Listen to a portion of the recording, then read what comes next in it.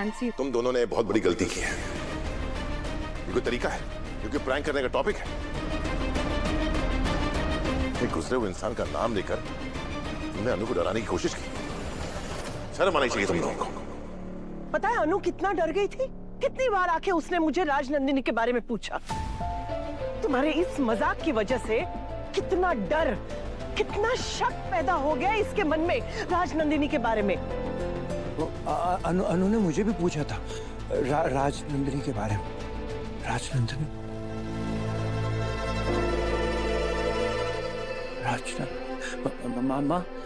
माँ कौन है राजनंदिनी? यश भैया, हम इस बारे में बाद में बात करेंगे, अभी नहीं प्लीज।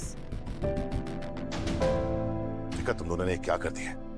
तुमने राजनंदिनी के नाम को शक के घेरे में लाकर खड़ा कर दिया। तुमने अनु के मन में एक ऐसे इंसान के लिए शंका पैदा कर दी जिसके बारे में उसने कभी गलत सोचा ही नहीं होगा। और सिर्फ अनु ही नहीं, तुमने यश को भी परेशान कर दिया।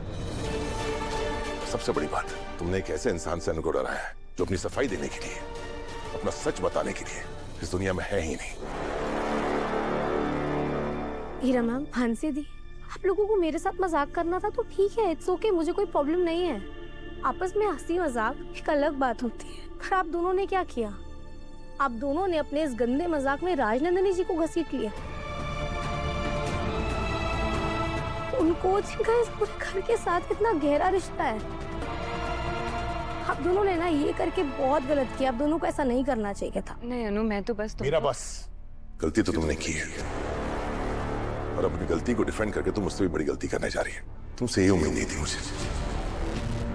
एक बार सोचो, जो इंसान इस दुनिया में नहीं है उसका इस तरह से मजाक उड़ाना ऐसा ही।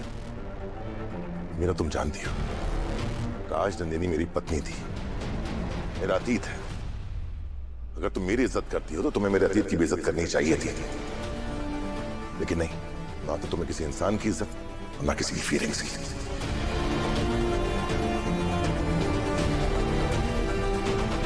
इतनी पढ़ी लिखी हो, इतनी बड़ी पोजीशन पे काम करती हो और ऐसी सोच रखती हो, तुम्हें अनु को इससे डराकर क्या मिलने वाला था?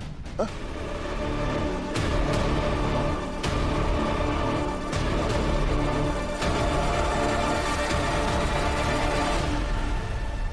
तुम दोनों को इस तरह का मजाक नहीं करना चाहिए था। आज के बाद अगर ऐसा मजाक किया तो मुझसे बुरा कोई नहीं होगा।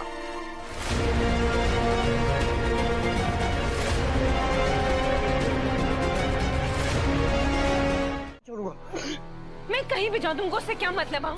तुम अनु के साइड पर हो ना? मना किया था ना मैंने तुमको अनु को कुछ भी बताने के लिए। तुमने फिर भी जाकर अनु को सब कुछ बता दिया। और उसने क्या किया? मानसी को राजनंदिनी बनकर कॉल किया, जानबूझकर डराने के लिए। राजनंदिनी कौन है?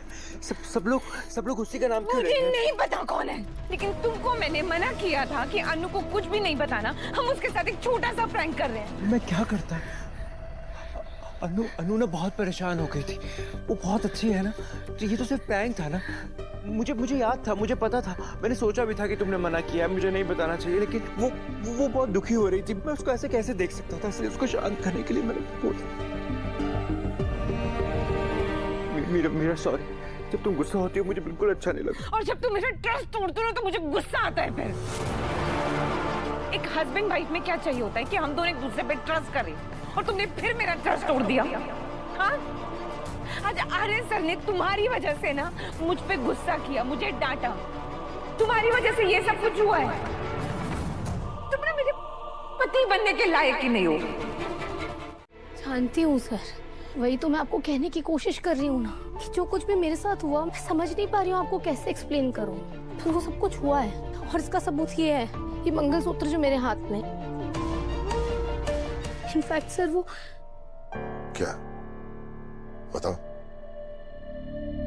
सर, अष्टमी की रात जो मुझे सपने आते हैं उसमें हमेशा मुझे एक लड़की दिखाई देती है, पर इस बार की अष्टमी कुछ अलग थी। सिद्धि माता ने मुझे खुद कहा था कि इस बार समय की कोख में मेरे बहुत सारे सवालों के जवाब छिपे हुए हैं, और इस कालाष्टमी उन सारे सवालों के जवाब धीरे धीरे मेरे सामने आने लगेंगे। बिल्कुल वैसा ही हुआ सर।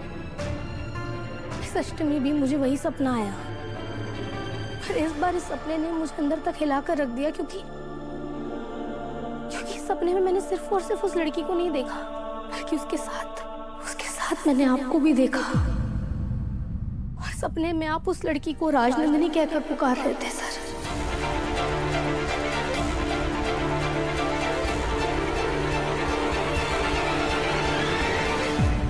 मैं? हाँ सर, इसलिए मुझे यकीन हो गया है कि जो सपनों में मुझे लड़की दिखती है ना, वो राजनंदिनी ही है।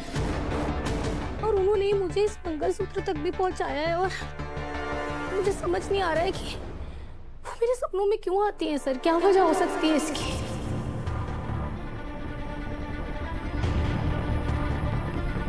सर मुझे बताइए ना, आपको कुछ समझ आ रहा है क्या? तो इसमें समझने वाली कौन सी बात है? मीरा और मानसी ने तुम्हें राजनंदिनी के नाम से डराया, इसलिए तुम्हें सपने में जो लड़की दिखाई दे रही है तुमने उसे राजनंदिनी समझ लिया। एक बार सोचो, सोच के देखो, तुमने अगर राजनंदिनी को देखा ही नहीं तो तुम उसे सपने में कैसे देखोगी? ये सिर्फ तुम्हारा वहम है और कुछ नहीं। नहीं सर, मैं सच बोल रही हूँ। मैंने आपको देखा और आप आज वाले आप नहीं थे, कुछ सालों पहले वाले आप थे। आप यंग लग रहे थे और आप उस लड़की को राजनंदिनी कहकर पुकार रहे थे। वो सपने सपने होते हैं, उनका कोई क्लियर लॉजिक या एक्सप्लेनेशन नहीं होता। क्या देखा, क्यों देखा, इस पे हम बात कर सकते हैं, लेकिन इसका एंड रिजल्ट कुछ नहीं निकलता। तो फिर पॉइंट क्या है इस पे डिस्कशन करने का? अच्छा सुनो ना, मुझे बहुत प्यास लग रही है, मैं भी पानी लेके आओगी प्लीज।